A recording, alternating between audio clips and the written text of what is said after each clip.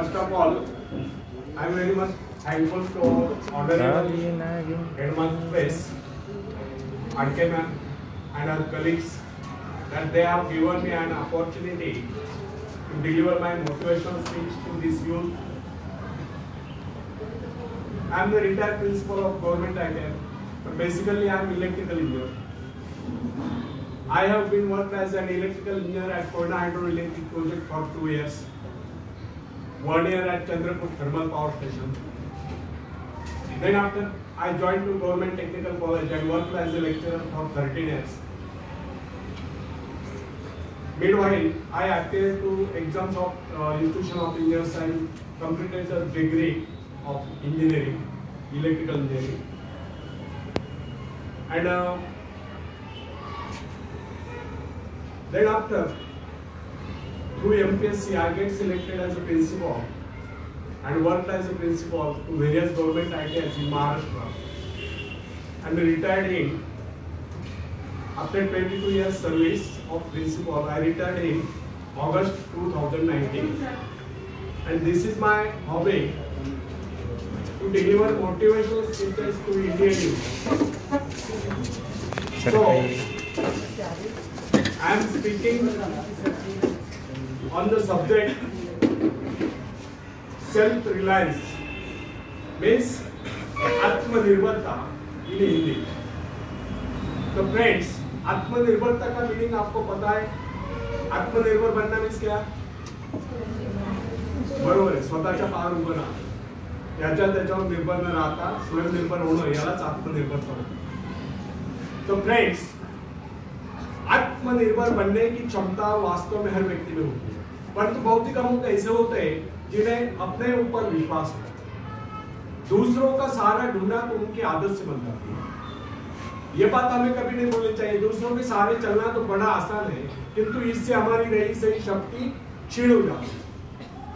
मस्तिष्क और योग्यता, इनका जितना उपयोग किया जाएगा ये उतने बढ़ेंगे, इनका उतना ही विकास होगा. ये विडंबना है कि अपने आप कुछ करने की बात कुछ ऐसी लोगों के मन में आती है. कुछ लोग अपने आप एक ही काम करते रहते हैं और वह है अपने बदनसीबियों का रोना रोना या दूसरों के आसन कर उनके गुणगान करना. ऐसे लोग जिन्हें सदा दूसरों के ही बल पर विश्वास होता है, वे केवल पिछलकों की संज्ञा पाकर निंदा के पात्र बने रहते हैं. ऐसे लोग अपने आंतरिक शक्तियों का भी लाभ नहीं उठा पाते. फ्रेंड्स, यह न समझना आप यदि जन्मजात नेता नहीं तो ऐसे लोग.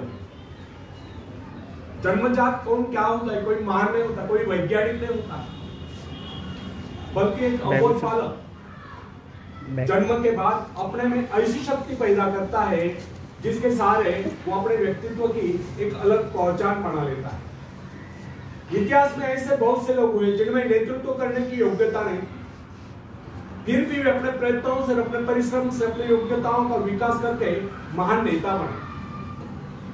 नेता वही होता है जो किसी पर निर्भर न हो, जिसमें नेतृत्व करने की क्षमता हो, जो दूसरों के विचारों का सहारा लेना आवश्यक न समझता, उसमें स्वयं सोचने और अपने कार्यक्रमों को स्वयं निर्धारित या कार्यान्वित करने की क्षमता होती है. लोगों की संख्या बढ़ाकर भीड़ के बीच में चलना तो कोई बड़ी बात नहीं है. बड़ी बात तो यह है कि लोगों के दिलों में अपना स्थान बनाएगा, चाहे लोगों की संख्या कितनी कम क्यों न हो. ऐसे लोग वही होते जो आत्म विकास करके शक्तिशाली होते हैं. ऐसे लोग अपने भाग्य को बदल देते हैं, अपने साथ साथ दूसरों का भी भाग्य बदल देते हैं. फ्रेंड्स, आज के युग की विडंबना यह है, हर कोई किसी न किसी का सहारा ढूंढते नजर आता है.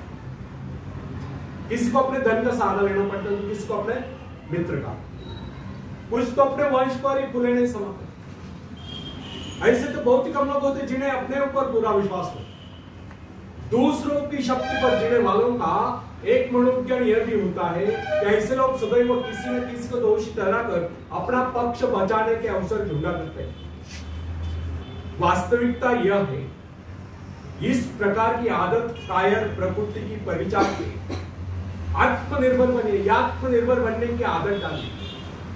आदत कारण उस समय होता है जब एक बच्चे को उसका पिता कोई विशेष कार्य करने को कहता है तब वह संतुष्ट नहीं होता, लेकिन जब वह अपने ढंग से उसी कार्य को करता है, उसे पूरा करने के लिए संघर्ष कर विजय प्राप्त करता है, तो उसके चेहरे पर खुशियों की लहरें थिरकती नजर आती है। इस प्रकार की विजय की भावना उस बालक को शक्तिशाली बनने का एहसास दिलाती है। फ्रेंड्स, स्कूल की शिक्षा या कॉलेज की शिक्षा केवल व्यक्ति की व्यवहार कुशलता और योग्यताओं की वृद्धि नहीं करती, यह तो व्यक्ति के हाथ में औजार थमा देती है। इस औजार का सही इस्तेमाल करना आदमी को स्वयं ही सीखना पड़ता है। हेनरी वार्ड बीचर अपने समय के एक महान विचार अपने बारे में कथा सुनाया करता था। जब मैं बच्चा था तब मुझे किसी तरह से आत्मविश्वास की शिक्षा दी गई। मुझे ब्लैक बोर्ड के पास भेजा जाता था, मुझ में शंका और संदेह होने का रोक। मेरे टीचर मुझे बार बार कहते इस पाठ को अवश्य पढ़े। उनके स्वर में काफी क्रोध हुआ करता था। उनका यही कहना था कि हमें केवल प्रश्नों के उत्तर चाहिए। यद्यपि उन शिक्षकों का यह व्यवहार कठोर ही प्रतीत होता, किंतु इतने सारे बच्चों को सीधी राह पर लाने के लिए उनका यह व्यवहार उचित ही था। और इस व्यवहार का नतीजा था कि 1 मास से भी कम समय में विद इन अ मंथ मैं उन सभी सवालों के जवाब निकलने लगा जो मुझे सबसे कठिन लगते थे। एक दिन मुझे ब्लैक बोर्ड पर एक सवाल हल करने को कहा। जैसे मैंने सवाल हल किया, टीचर बड़े कठोर अंदाज में बोले, बिल्कुल। अब मेरे पश्चात उन्होंने किसी दूसरे छात्र को बुलाकर उसी सवाल को हल करने को कहा। उसने उसी तरीके से सवाल हल किया जिस तरीके से मैंने किया था। मेरा उसका जवाब एक था।